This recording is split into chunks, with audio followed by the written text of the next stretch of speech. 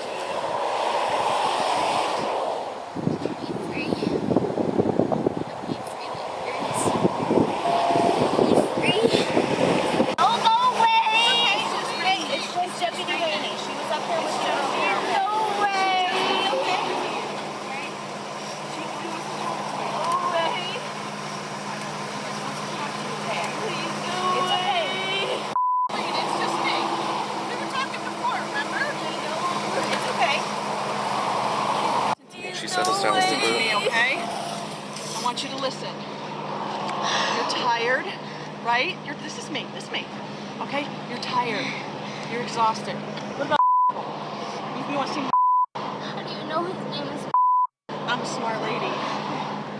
They might not agree with you. Her nephew. Nephew, 7 months old. He's 7 months old. That's who you're. Oh my goodness! You said that you wanted to see him. Do you want me to come? You can come with me, and we can help you see.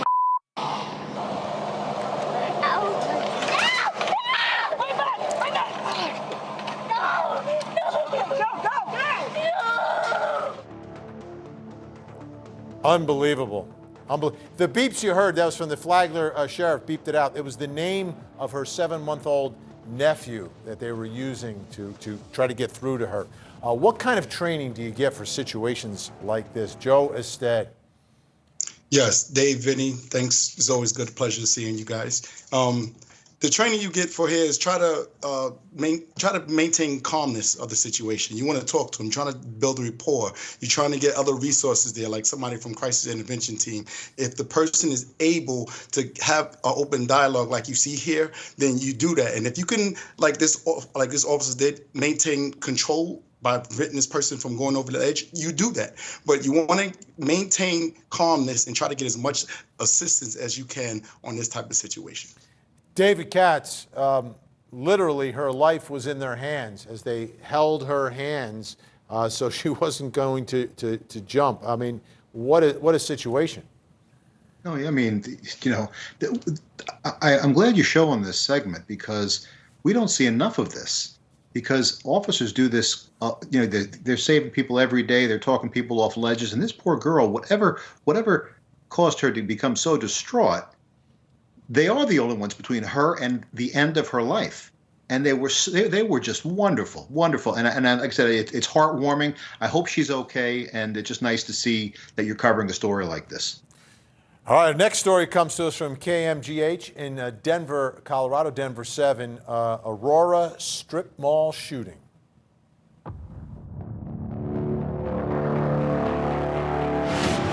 It sounded like war. A witness to Sunday morning's mass shooting inside this Aurora strip mall describes it as chaos from every direction. We were out trying to celebrate Juneteenth, and I think it just got reckless. Police say a man was killed and 4 other people were injured when multiple shooters fired at a large crowd around 4 a.m. Basically where we're at right now, this is a really big crime scene. We've collected over 114 shell casings. The crowd was gathered in this parking lot after spilling out from a Juneteenth celebration happening inside this venue.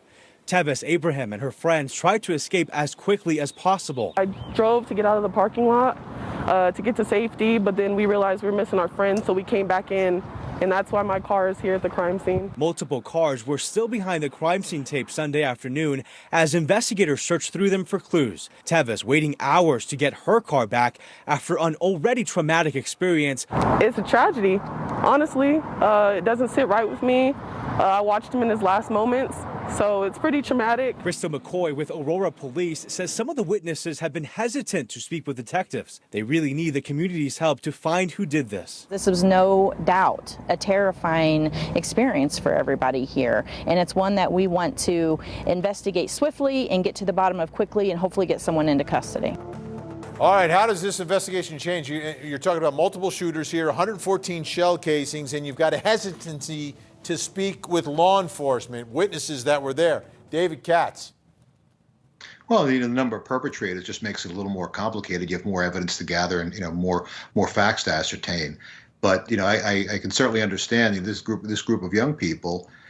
They probably, certainly with very little doubt, someone or more than one person knows the identity of the shooter, and they're just worried about coming forward because their lives would be at risk. But I have no doubt they're going to be able to identify the perpetrators. You're going to have multiple cameras in the area, if not in that particular parking lot, in approaches to the lot. They may have gone through bridges toll, no, not a tunnel, but highway tolls, things like that. They're going to read license plates, so they're going to find the people who did it, and eventually you'll get some cooperation from the people who were there.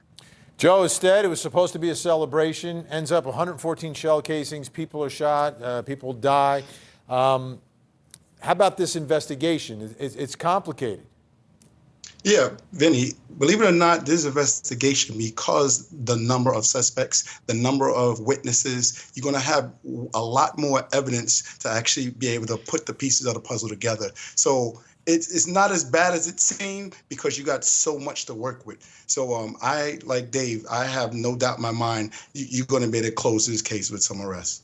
All right. Joe Ested, David Katz, our experts will stay with us. We've got more Crime Time straight ahead, plus this.